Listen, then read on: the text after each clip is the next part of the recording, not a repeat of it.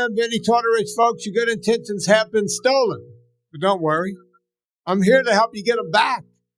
You may be soft and succulent at the beginning of this process, but hang in there. Before long, you will be lean and mean, guaranteed. It's the Friday show. You know what that means? Well, lately it means a couple of things. I always brought in experts, but I started bringing in success stories. But this guy's an expert and a success story. He's a doctor that's been on this podcast a couple of 2 or 3 times before. He always brings the goods. I'm talking about none other than Dr. Mark Cucuzzella. How you doing, Mark? Oh, Vinny, it's a pleasure to be back on. A privilege listening to you and learning from you and all your guests. So maybe I can share some pearls today and hopefully not confuse people too much. But it's all good. We're all learning every day from our patients and from each other. Yeah. Now, Mark, I want the audience to know a little bit about you, because even though you've been on the show before, people just like the old timers will remember. And oh my God, that's Mark, and they know you from online and all the papers and everything else. But there are a lot of new people all the time. You are diabetic, number one, right?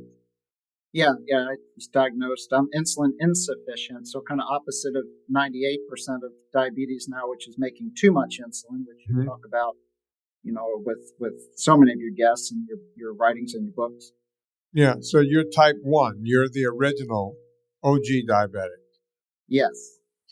And I want to, people always think diabetes means it's, a death sentence, so I can't do this or that or anything else. And you're one of those guys that's proven that you can go out there and, do you still own the running store? I don't even I got a little running store that teaches people, minimal shoes, natural footwear, almost like you're teaching no sugar, no grains for feet. Let's not put junk food on our feet. Yeah. So Mark has that store. And I remember the first time we spoke, we talked a lot about running in the running store, and you're a big running proponent. And at your age, and do we tell your age? How old are you, Mark? I'm a month shy of 58. So a little younger than me. We're about same genre. Yeah, we grew up on the same rock and roll. We'll come down there. But Mark, I know Mark. I see Mark when we hit some of the same circuits together. The guy never has an ounce of fat on his body, so you're doing something right, Mark? Well, kind of like I eat a lot of protein. I make very little insulin, so I'm on a low-carb diet, more from medical necessity. So I make my C-peptide, which is insulin production, is very marginal. But if I eat 20 to 30 grams of carbs, I can manage that without use of medication. If I go higher than that, I need medication. So I'm protein-centric, but it's all real food. 5 eggs for breakfast. I got some grass-fed ground beef thawing out. I'll cook after the show, Vinny. So have a little protein with salad at lunch. So it's a pretty primal way of eating. But, everyone's a little different. That's what's worked for me for 12 years. And I'm keeping my muscle mass. It's not about being thin or lean if you don't have any muscle mass. Right. I think I showed you before this. I panned my camera, and I've got kettlebells over there, my erg over there. So got to lift some heavy things as you get old, to keep, if you're lean, to keep that lean body mass, as we call it. So you mentioned something in there, and I'm not going to let you slip by. No medication, but you take some insulin, right? No. So at the initial diagnosis 12 years ago, you could go, the standard of care would be insulin, but I put a glucose monitor on, and I'm massively insulin sensitive. As you see I was a pretty high level endurance athlete at the time. So just a little bit of insulin would cover the food I was eating. So I was able to keep the glucose pretty stable with no medications. Now, if you took my labs and put them in someone insulin resistant, it wouldn't work at all. So I was blessed just by being fit that I was able to maintain that without use of insulin. So I think everyone, needs to know all of their options when they get diagnosed. If you're not making enough insulin, I had a high A1C, but I didn't understand it. So immediately, I went on low carb as soon as I found out my A1C was in diabetes range. Saw what was happening with the glucose monitor. I would spike up to 250, 300, and then crash right down because I was so insulin sensitive. And that it all kind of came clear in reverse, and that made sense why I was waking up at 2 a.m. every morning needing to eat, because I had a condition called reactive hypoglycemia, where you'd eat your standard meal, you don't have a good first phase insulin response, so you have a high spike, and then you start to squirt out a little bit of insulin, then you crash hard, like 2 or 3 hours later, and you're just like looking for food. And I thought that was normal because I was running. I just thought, well, I guess I'm just burning so many calories and I need to fuel up. But as soon as I realized that, I was able to stabilize glucose with protein, fat centric, a little bit of vegetables on the side, and been that way for 12 years. Now, Mark, you would agree that not most people, not everyone can do what you're doing. You could be a type 1 diabetic and have to take some insulin, correct?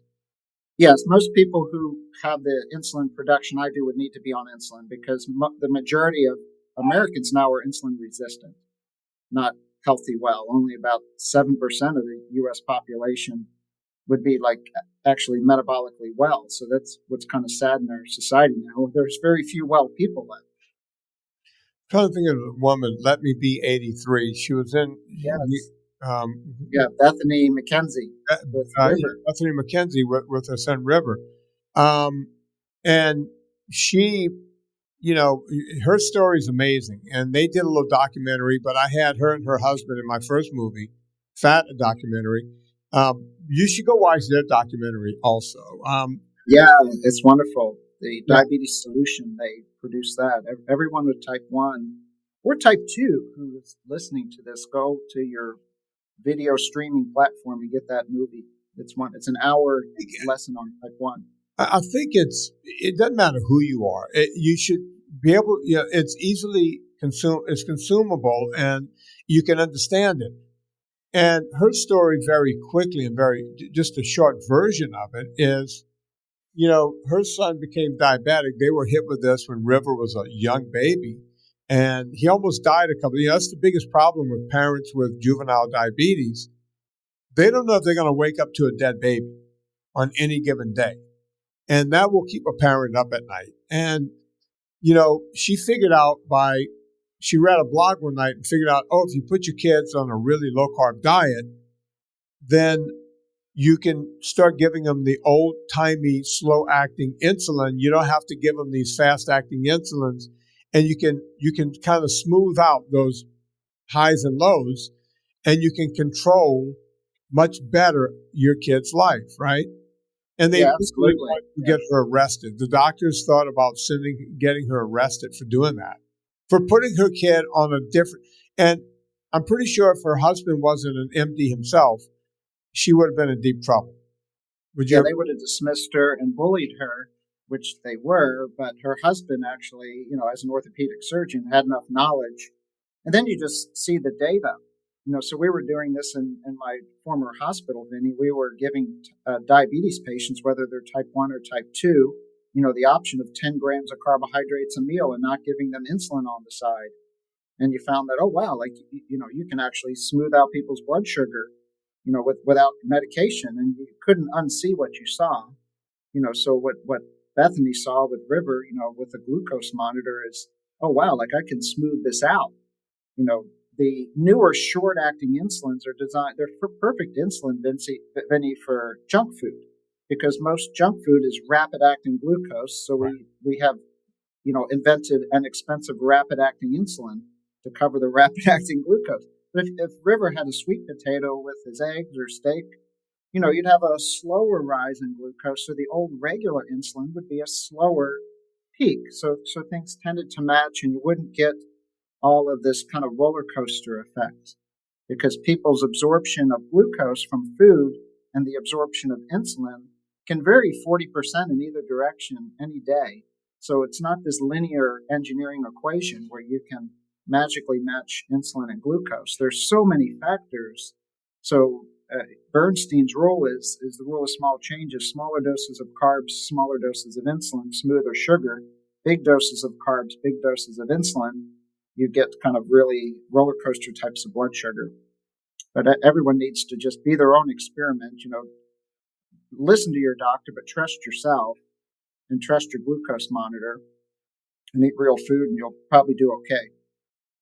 Yeah, and by the way, River, I think has graduated high school or getting ready to, and he was a pretty, he was an outstanding athlete the entire time in tennis and I think other sports. So, doctors, oh, these kids, juvenile diabetes, these kids have a rough life. That this and that. Not River, So he's had a pretty good life so far, and I'm sure he will continue on, which is pretty Yeah, amazing. he's thriving, at least what I see. Like, a lot of people in the type 1 community follow type 1 grit, which are followers of Dr. Richard Bernstein, who just turned 90. He was the guy, he was the guy who was in the book, in the movie, right? So he changed the world for all these kids.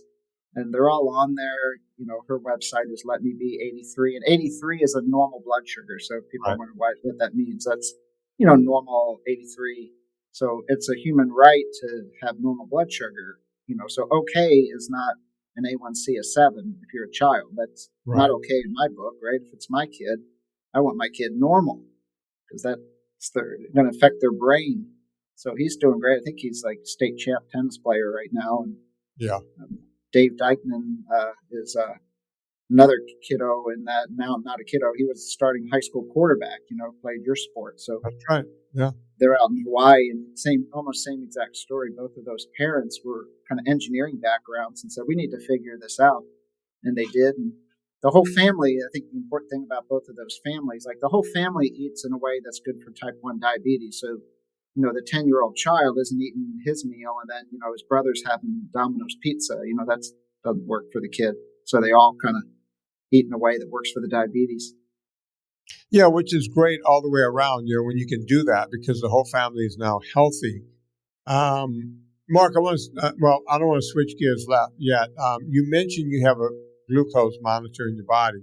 Now, we all know those things to be a pretty recent thing. How long have you been wearing one? Oh, consistently for about 6 years.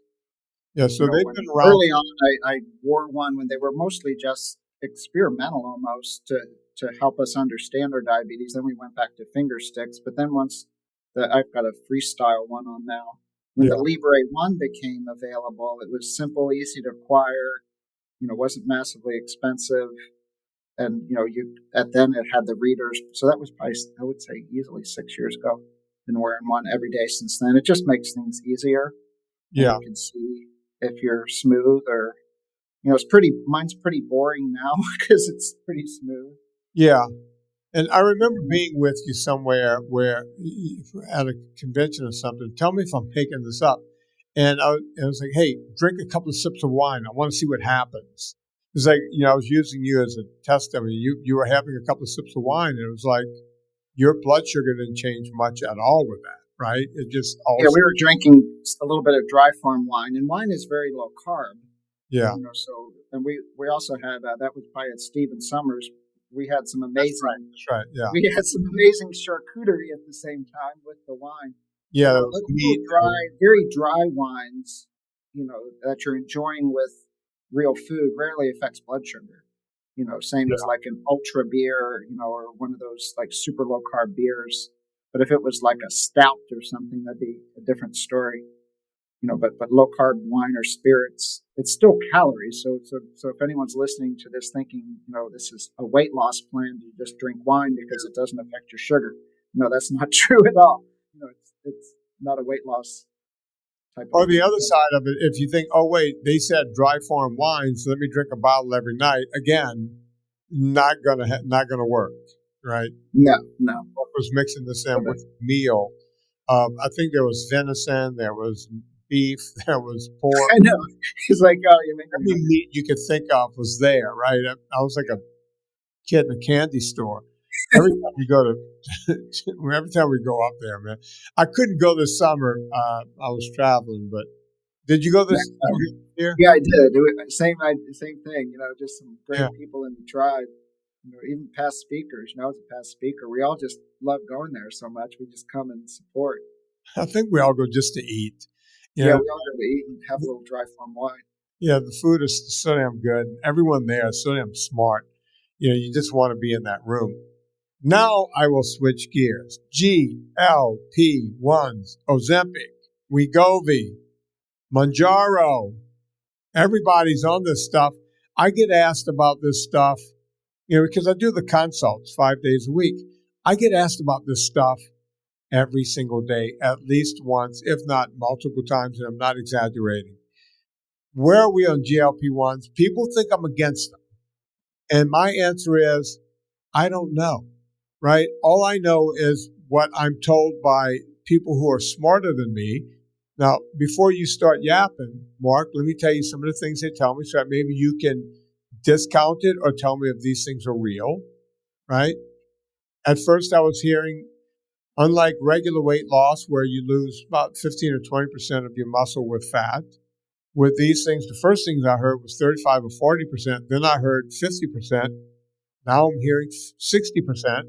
So you're losing more muscle than fat, depending on who you listen to. Other things I'm hearing is it slows down the food through your stomach. Somebody said the food just becomes putrid in your stomach. I hear that people get sick on this stuff. They're always nauseous.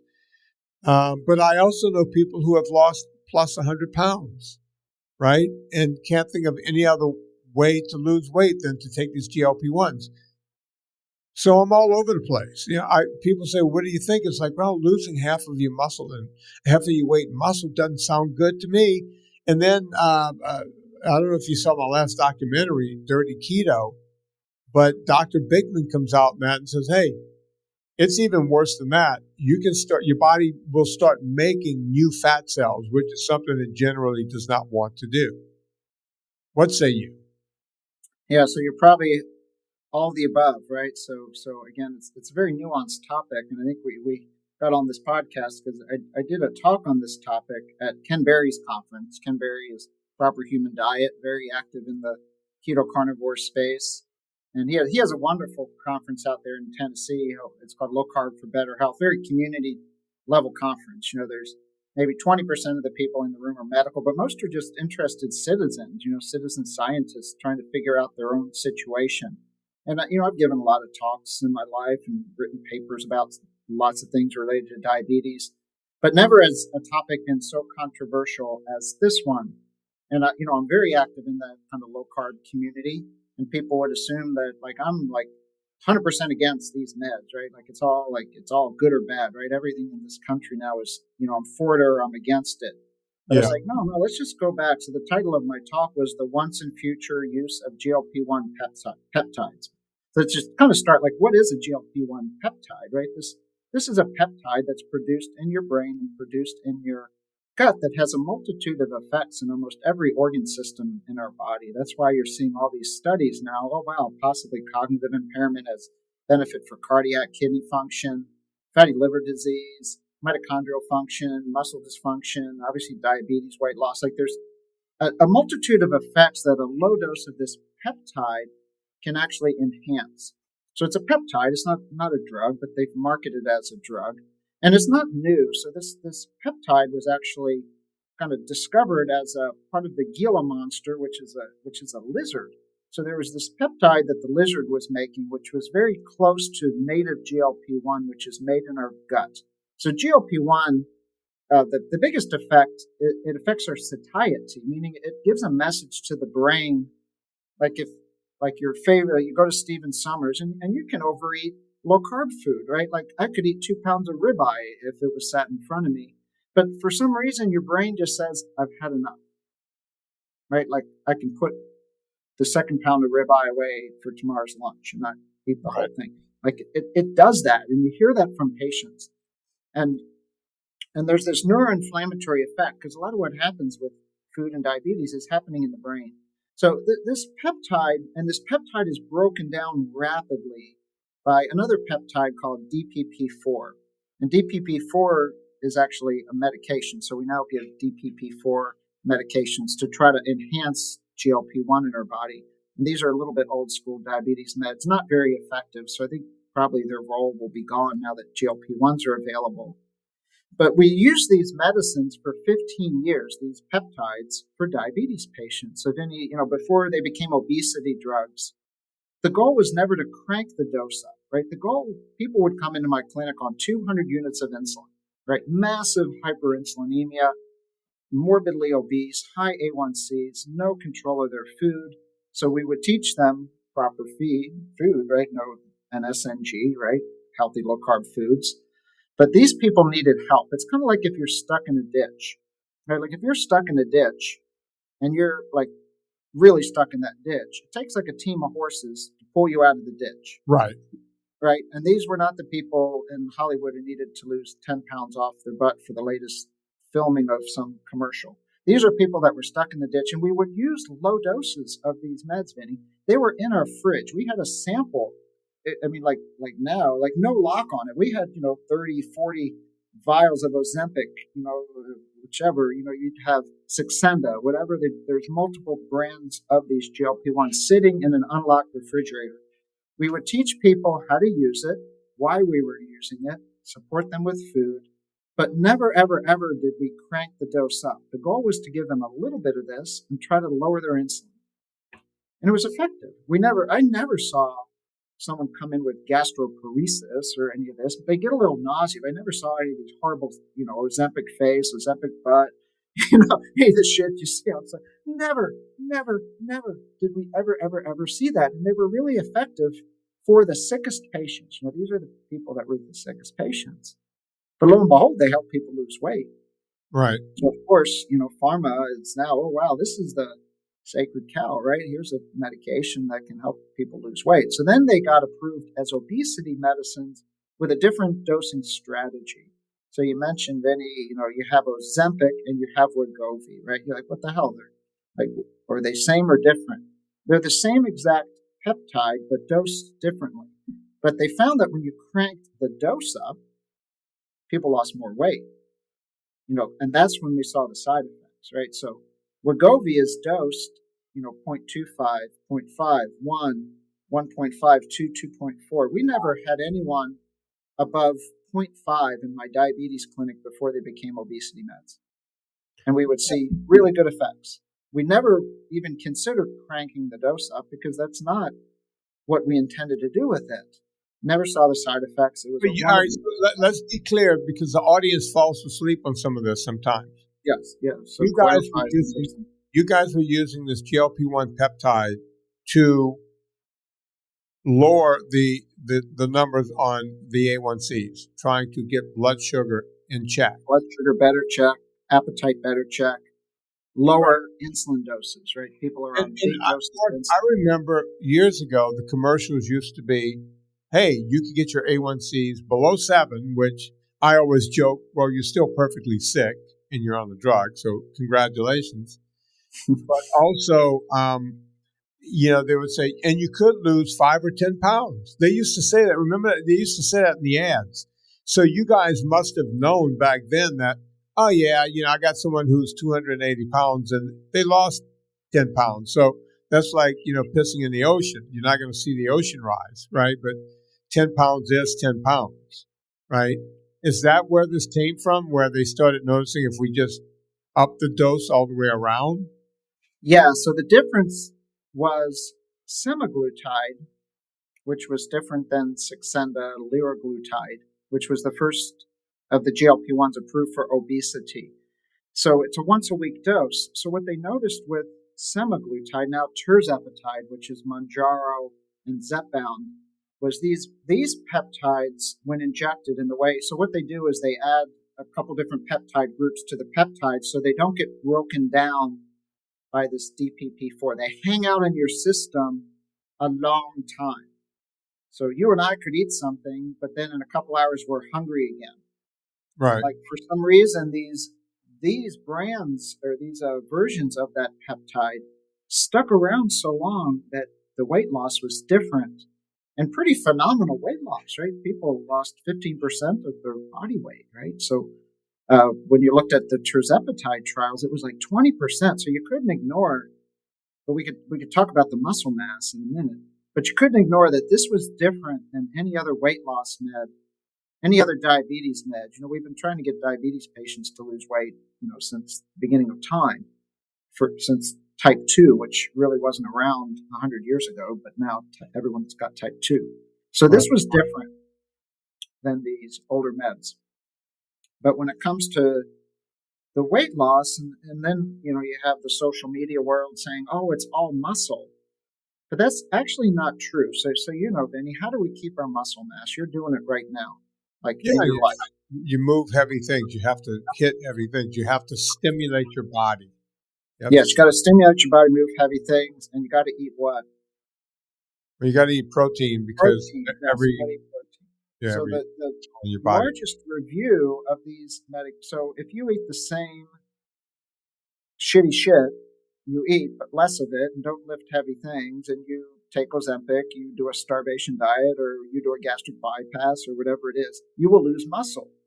Right. No joke, right? Like, it's fine. The latest review on all these medicines and muscle mass loss says this: the average muscle mass loss on semaglutide is anywhere from 0% to 40%. Wow. So I'm liking 0%. So what's that telling you and me? Well, it's telling me that person's motivated to lift heavy things and eat protein. Yeah, they have a good doctor or a good coach, or maybe they just know common sense. Like, if I don't want to lose muscle, I need to lift some heavy things and eat some protein. So it doesn't, just because the people...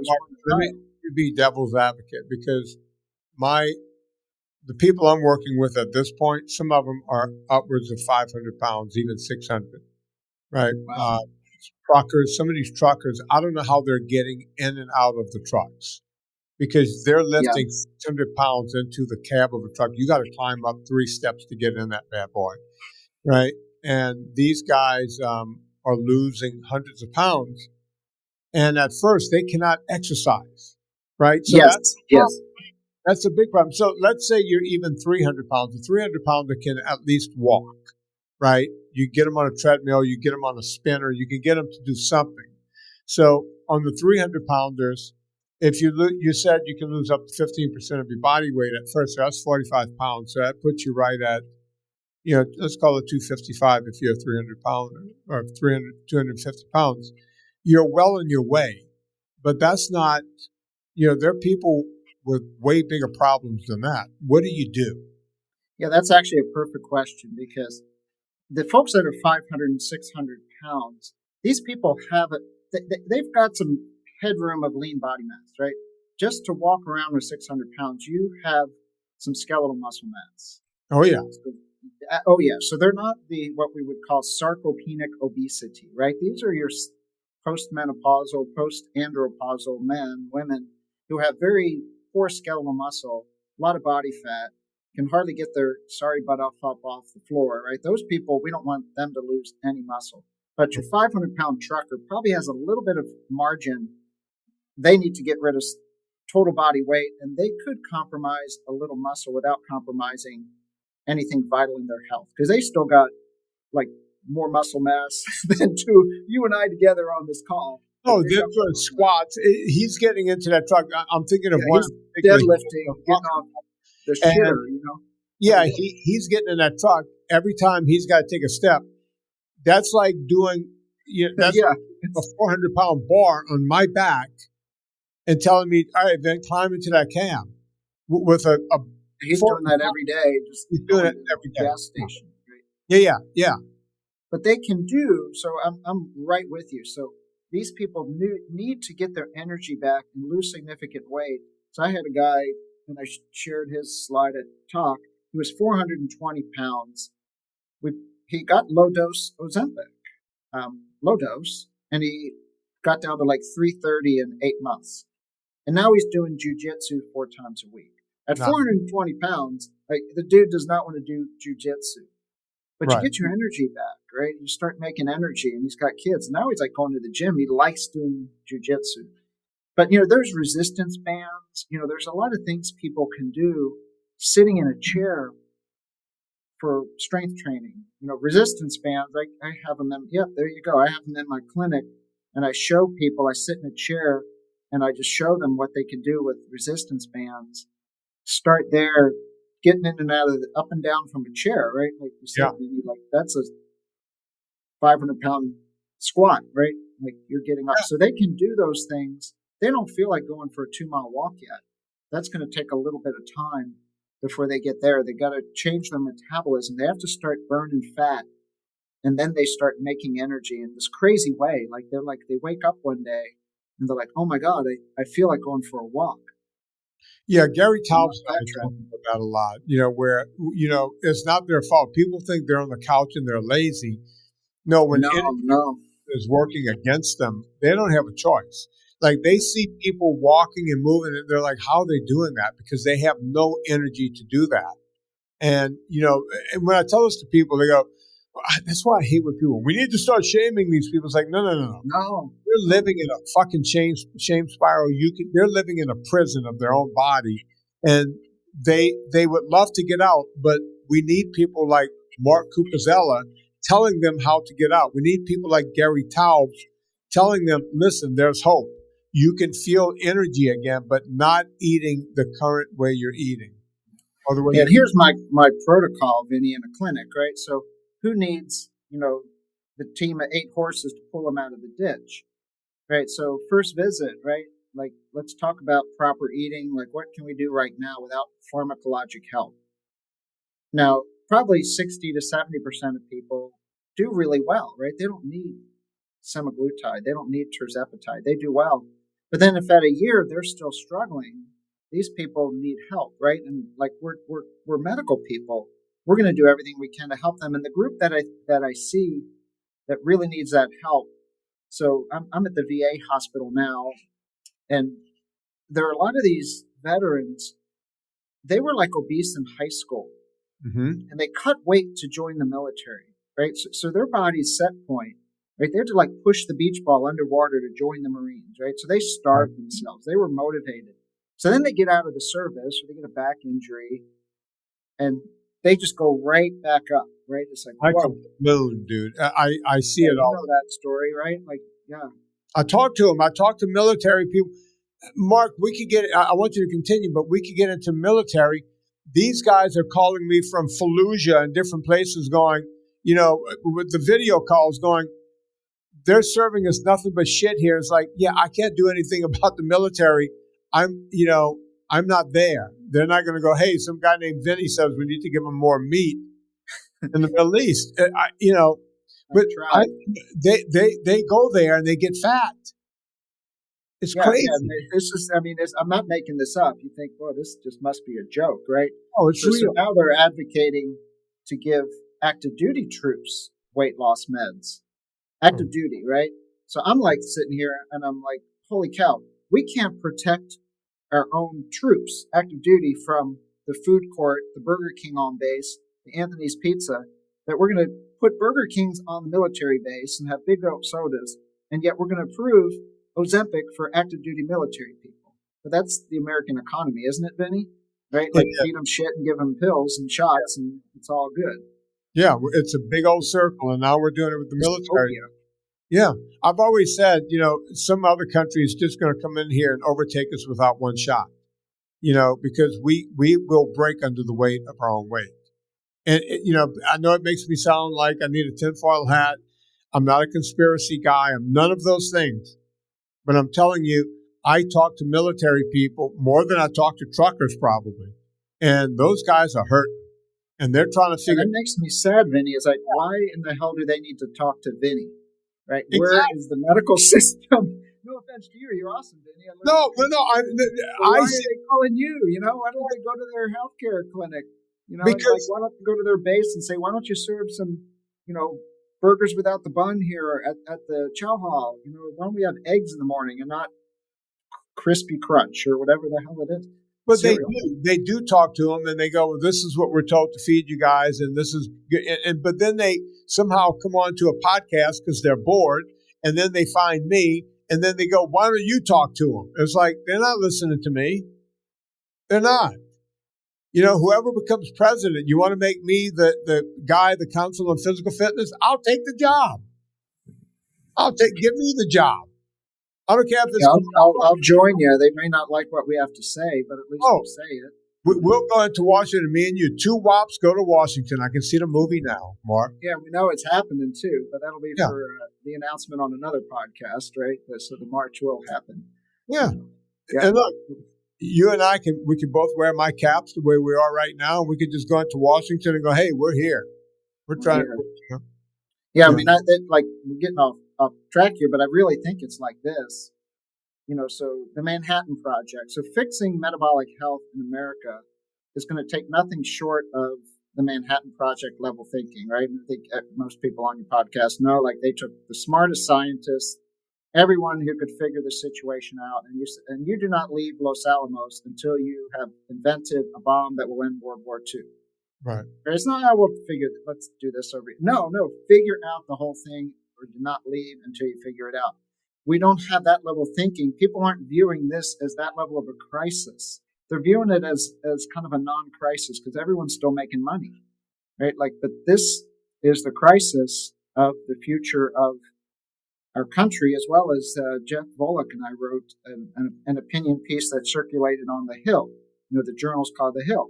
It was about the national security crisis that no one is talking about, which is now you go to your local high school, Vinny.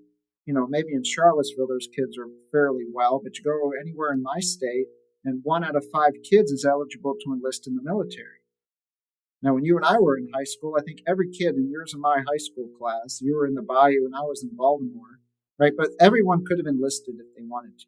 Exactly, right? That wasn't because we all ate less and exercised more or something. We just, like, for some reason, we're normal kids. You cooked at home. You didn't have snacks all the time. You went out and played, and you didn't have phones. But the food is the big rock and all that. The food environment has changed. You and I had video games, so people want to blame the video games, but we had Atari. I didn't do video games at all. I was never interested, even when there was Atari. It didn't interest me at all. Someone goes, "Hey, check out this Atari." I did it for 5 minutes. I was like, "Can we go outside?" And the little ping pong thing. Remember that was ping. It's like, what are we doing? What is this? What are we doing? Let's go outside. We get a mitt. Let's go. Get a basketball. Let's rock and roll. But yeah, look, I looked at the military as a definite option after football. I was like, what am I going to do with my life? Maybe, I have a college degree. I can go through officer school, do the whole deal. It was something I seriously considered, right? And the military employs more exercise physiologists than any institution, right? Because they and a lot of that's, a lot of exercise phys, sports psychology, because these guys are athletes, right? We need to understand this sports psychology and physiology because, these are human weapons. And I think we've lost a lot of that even since I've retired. When you look at military troops now they're struggling just to pass their fitness test. Like that's the bar they're trying to pass now, not to be, ultimate performers. Just, okay, man, I'm going to I'm at the margin of not passing. And that includes a waist circumference. Because the waist is the disease, these folks. And it's not their fault, right? This is not people's fault that they're putting weight on in the middle. Because most of the kids now are a couple generations in. Like if your mother was struggling with metabolic health and you were born as an 11 or 12 pound baby, you're already in trouble. You're going to struggle. Like I go back and ask people how big were they when they were like, no shit, Vinny, I'll ask them in the doctor visit, do you remember what your birth weight was? And they'll look at me like I have 2 heads. And I've had people like text their mothers during a medical visit because they don't know. And mom will text back, "Oh, you were 12 pounds." And I'm like, "Oh, this all makes sense now." Yeah. You're 12 pounds. No, and you're 280 pounds senior year of high school. Like, and how heavy is your mom? Your mom's 260 pounds, diabetic. They're already, sad but true, they're already, 1 to 2 generations into metabolic dysfunction. Much more difficult to get out of the situation. Starts changing genes. Yeah. Speaking of pediatrics, Robert Lustig talks a lot about it. These kids are being born fat. And he wrote about it in his book. It's like these little girls, 6, 7 years old, it looks like they're growing mammary glands already, but they don't know if his mammary glands are just so much fat on their body that it looks that way, right? It's a very sad thing. Yeah, what happens there, so testosterone, which males produce, a lot in adolescence is the peak time of testosterone. If you have a lot of visceral fat is the apple, right? The fat around your organs. So adolescent boys make testosterone. But if you have a lot of visceral fat, it's called aromatization. It converts to estrogen. So we have all these adolescent boys now developing gynecomastia, which you described there is kind of like little boy or man boobs. It's not their fault. They're actually becoming estrogenized because of the belly fat. And you're just like, how do you get out of that, right? That should not be happening. But, Robert's a colleague, and I quoted him in a paper. A number of his references made it into a paper we published a few months ago on pediatric obesity and insulin resistance. Meaning that's the root of it. It's not insulin resistance is the problem. Obesity is just another marker of insulin resistance, which is a marker of what's wrong with the food environment in America. It's really sad that, we're just a couple of lean old Italians yapping on the mic, and the only people listening to these podcasts, I know my audience is much older because we can see what they are, but we have this young generation, right? And we're finding out that, people aren't having sex anymore. Again, that's estrogen. That's not testosterone, right? We know this younger generation, they're not dating, they're not having kids, they're not having sex. None of this is moving in a good direction, yet you won't hear about it in the selection cycle at all, right? No one's talking. No, the only one talking about it, not whether you're on the right or the left, right? Robert F. Kennedy was talking about chronic disease. Yeah. So people can think what they want of him, but he actually made sense when he talked about chronic disease and big pharma and food industry. So hopefully whoever ends up in office won't just give lip service to it. We need to get the right advisors in there. The gentleman advising the current president created what's called the Food Compass, and anyone can look that up. Look up Food Compass Tufts, and they have this little graph that has frosted mini wheats as like one of the most healthy foods, and it has ground beef, like worse than cyanide. Pretty damn close. I'm like, wait a minute, like you could be an average citizen, and you're looking at that, and you're like, that's crazy. Egg substitutes were healthier than real eggs. Well, speaking of eggs, Cheerios and Honey Nut Cheerios were way above eggs as being healthy. And that's the person advising the president. So nothing will ever change because, the presidents aren't scientists, but they need to get the right people around them, because they just kind of answer to whoever they feel the thought leader or opinion leader is. So whoever the next president is needs to get someone in that advisory panel that understands metabolic health. I'll never forget Nina sent me an email with that compass. Before it came out, she got a hold to it and she sent it to me. And I wrote back, haha. And she wrote back, this is not a joke. This is real. Yeah. And then I immediately picked up the phone. I was like, what is this? And she goes, this is from Tufts. This is coming out. This is what's coming out. And I was like, a military base near you, right? Oh, we had a real powwow on the phone. It was like, you're kidding, right? I think I brought her on the podcast. I said, let me just turn the mics on here. It's crazy, Mark. It's just crazy, brother.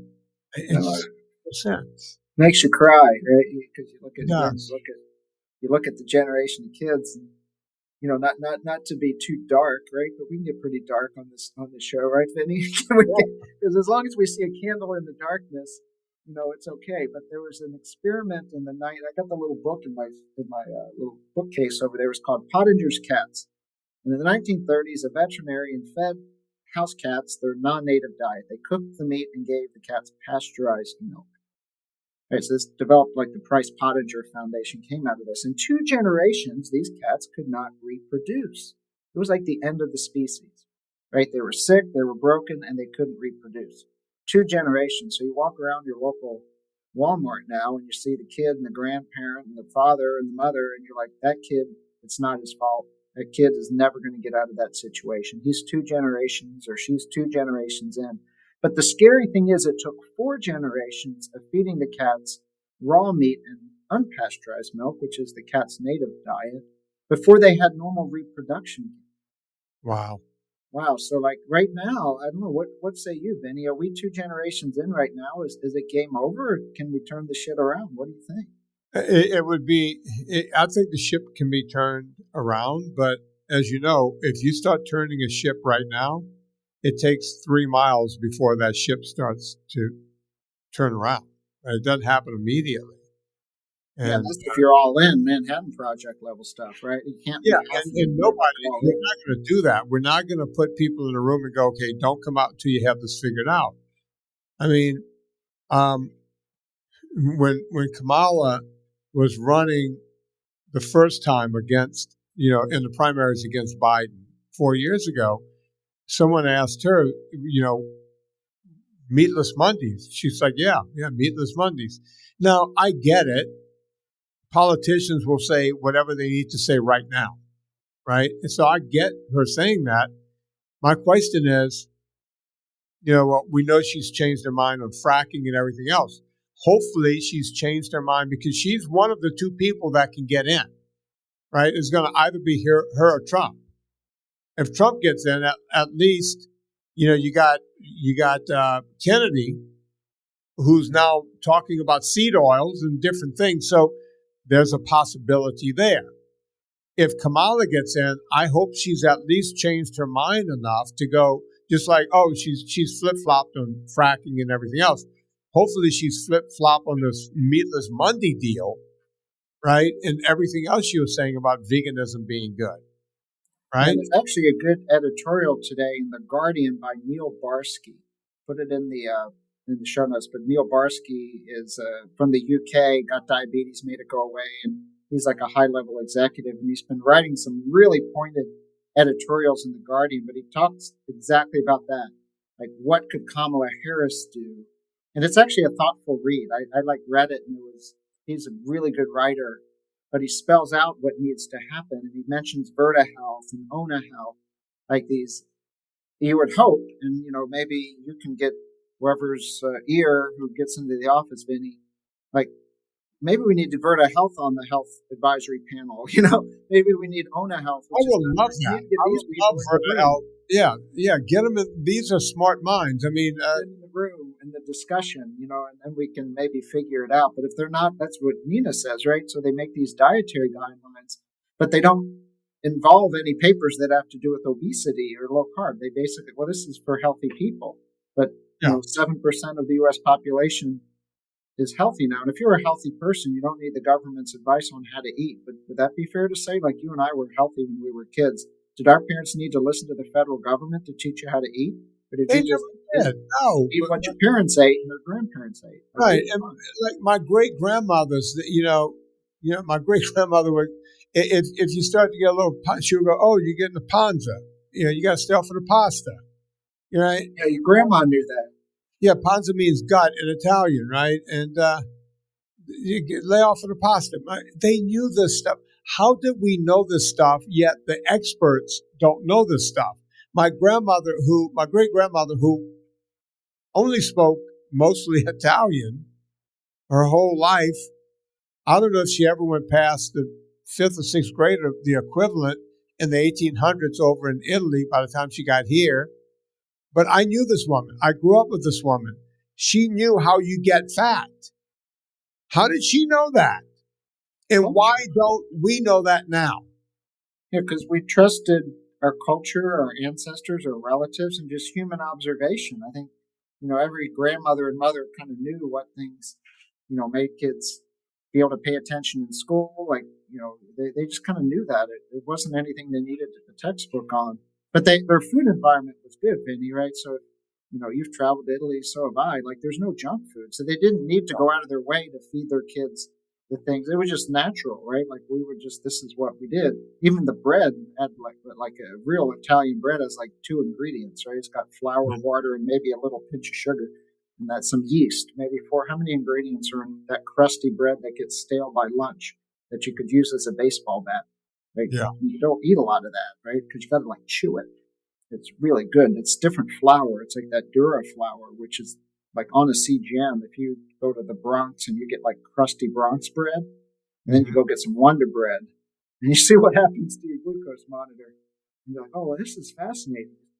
There's real sourdough or something. It's totally different.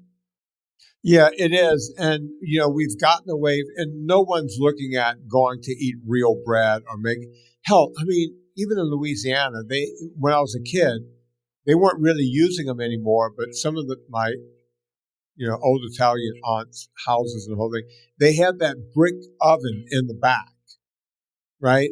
They made bread in a brick oven. That stuff was still around when I was a kid. I was like, what's that?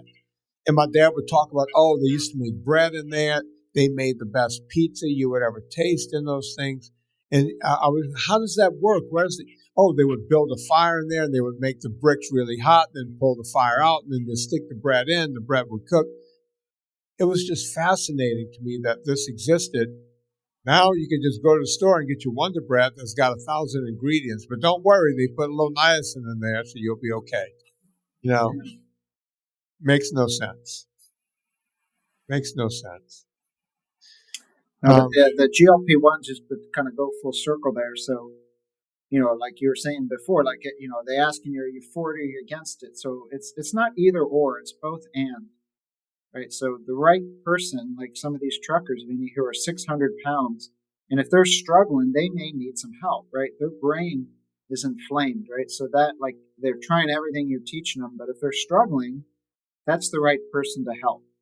Right. If they're really crushing it just by resetting natural conditions. So you give people time, and if they don't do well, we don't just give up on them and tell them to yell at them and try harder, or sucks to be you. We don't have anything to help you. So they're the group that, yes, we need to go again, the once and future use of this med, right? That's how we used to use it. 40% of the prescriptions of those medications now are given to people without FDA indication. Right, so that's kind of sad as someone who prescribes medicines who took an oath of, at first do no harm. We call it medical ethics. Right. So if I'm giving this medicine because someone calls me and says I want to lose weight, and I'm writing them, I think it should be a controlled substance, honestly. Really? Right? Yeah. I mean, like, for one, and again, it comes back to medical justice. So are the poor people in my state on Medicaid who are 400 pounds trucking, trying to feed their family, are they going to be able to get this medicine? No, absolutely not, right? So Medicaid or any public payer is not going to cover it. But if I've got money and I don't need it, I can get the drug. So you've got a limited resource of something that actually is a medical treatment for a severe condition, that now the people with the severe condition can't get it because the people who don't need it are sourcing it on the internet through concierge internet docs. So to me, that's can we say effed up? That's really effed up, because I think medical ethics, sadly, have gone sideways since I started, in early 1990s being a doctor. That was like the first course we took in medical school was, shared decision making. What's the risk of the drug? What's the benefit of the drug? And then social justice, right? You got limited resources. How do you allocate something? But I don't know. Yeah, it's all going sideways, Mark. And it's like always, we do this show, you come on, and at the end, I just hope that someone gets something out of what we've talked about here, right? I hope that they can pull something out. Yeah, right? Get help, and don't discard these medications because someone, you see on the internet that it's going to cause gastroparesis or gut paralysis. That is only if you crank the dose up. Yeah. Right? So don't, like, if you're really struggling out there listening, I want to give you hope that yes, these medications might be a powerful way to help you in the kind of terrain of good living, right? Like we said, eat protein, lift things, right? So right. Take this and go to Domino's Pizza. No, I mean, I think anyone with common sense knows that's foolish advice, because then you stop the med and you gain all the weight back. And right. And now some people may need this, so it's probably true that for these people, Vinny, that need a team of horses to pull them out of the ditch, right? They may need a little bit of this peptide for the long haul, right? They were 300 pounds in high school. They're metabolically broken, right? These people need help, and like whatever it takes to help them, we should try. People like yourself who share information, coaching, and then a medical ally who can work together and figure out what the best thing to do to support this person and use medications as needed, give them the right coaching, and figure it out. Don't give up on people, right? Like you right now are, working out, dealing with your health situation, and I wish you the best. Oh, I You'd be appreciate an it. inspiration Yeah, to us. I'm going to be fine. I'm going to be Yeah, just fine. you look good. You look good, my friend. Well, thanks. I just did some squats, some lunges. I didn't have a whole lot of time. About 2 hours ago, I was able to. Oh my God, it's a busy day, and it's easy. Look, I'm going to make this the final word. It's easy to go. I can just push this workout to tomorrow, right? But it's like, you know what? Then tomorrow is going to come and I'm going to get busy again. Go to the gym. I always do a thing. I didn't do it in my gym because my gym is too close to my computer. I would have started working again. I went to the gym in town. It's about 2 miles from my house. And I told myself, all you have to do is one set of squats and I can walk out. I always, whenever I don't have time and I don't want to do it, one set of squats. Guess what? I ended up doing a warm-up set of squats. I ended up doing 3 more sets. I did 3 sets of lunges with weights. I went over to the leg press machine, hammered it out there, and then left after 30 minutes. I was able to get an actual workout in, right? I didn't get all the cutesy stuff done. I didn't get to do leg calf raises or leg extensions, leg curls, but I got the bulk of it done. And that's what you have to do. You have to every day figure out, no matter how difficult your day is, to do what's going to work, right? Absolutely. I forgot to do an ad during the show, so I'll make this the only ad at the end of the show. Villa Capelli Olive Oil is the longest running sponsor of the show. Villa Capelli, it's all I use here. Folks, look, don't mess around. In this country, you can cut olive oil up to 40% and still call it 100% pure olive oil. Not at Villa Capelli. Let them know we sent you. Put in promo code Vinnie, VINNIE. Promo code Vinnie will save you 10%. If you spend more than $125 after the discount, you will also get free shipping. Villa Capelli, let them know we sent you. Mark, where can they find you? Oh gosh, I have come to my running store, tworiverstreads.com. But if you go, I have a website, don't really keep it up too much, but it's called drmarksdesk.com, but it links to my running shoe store, some blogs I write, some of the races. I host races out here. We try to get kids running. So go to that, drmarksdesk.com. I have a book called Run for Your Life, runforyourlifebook.com. Got a lot of videos on that page about movement, functional movement, strength training, endurance training. So there are a few places you can read and learn a little bit more. But I appreciate you, Vinnie, and all the work you've done over a decade of good work. Yeah. Never give up. Keep up the fight. And I'm in the trench with you, my friend, and we'll see what happens at the next election. Maybe some things will change. I'm hoping whichever one gets in, just please do something about this. Politicians don't seem to do anything anymore except as soon as they get in office, they try to start running for the next time in office, and they end up not doing anything. So whoever gets in, whether it's Trump or Kamala, I don't really care. Just do the right thing. We got people dying in this country. Amazon, you know what to do before we go shopping on Amazon. Go to VinnieTortorich.com. Check out the new movie there, Dirty Keto. On behalf of Dr. Mark Cucuzzella, my name is Vinnie Tortorich. Put life into living and do it with enthusiasm.